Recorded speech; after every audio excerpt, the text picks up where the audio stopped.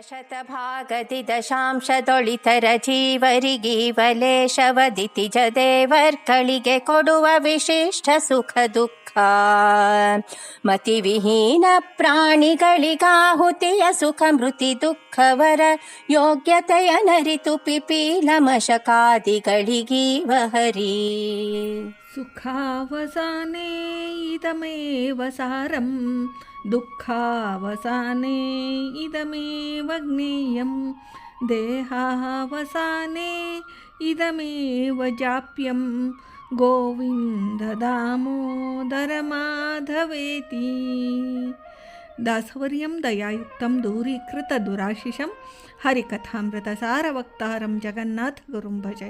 ಶ್ರೀ ಹರಿಕಥಾಮೃತ ಸಾರ ಕ್ರೀಡಾ ವಿಲಾಸ ಸಂಧಿ ಪದ್ಯ 29.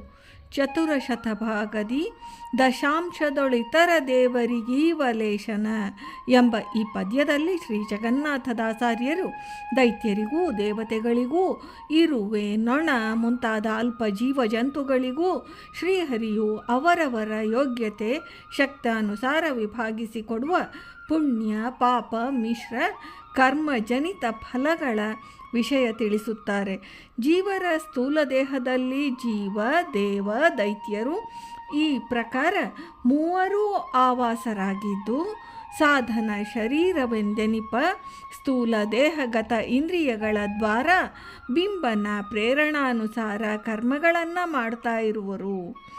ದೇವತೆಗಳ ದ್ವಾರ ಕರ್ಮಗಳು ಪುಣ್ಯಕರ್ಮಗಳು, ದೈತ್ಯರ ದ್ವಾರ ಪಾಪಕರ್ಮಗಳು ನಡೆಯುತ್ತಿರುವವು. ದೇಹೇಂದ್ರಿಯಗಳಲ್ಲಿ ಪ್ರಕಾಶತೋ ವ್ಯಾಪ್ತನಾದ ಜೀವನ ದ್ವಾರ ಪುಣ್ಯ ಪಾಪಗಳೆಂಬ ಮಿಶ್ರ ಕರ್ಮಗಳು ನಡೆಯುತ್ತಿರುವವು. ಈ ಕಾರಣದಿಂದ ಜೀವ ದೇವ ದೈತ್ಯರು ತ್ರಿವಿಧರೂ ದೇಹಾಭಿಮಾನಿಗಳೆನಿಸುತ್ತಾರೆ. ಜೀವನ ದ್ವಾರ ಮಾಡಲ್ಪಟ್ಟ ಉಭಯ ಕರ್ಮಗಳಿಗೂ ತ್ರಿವಿಧರು ಬದ್ಧರಾದ ಕಾರಣದಿಂದ ತ್ರಿವಿಧರಿಗೂ ಭಾಗ ಉಂಟೆಂದು ಹೇಳುತ್ತಾರೆ.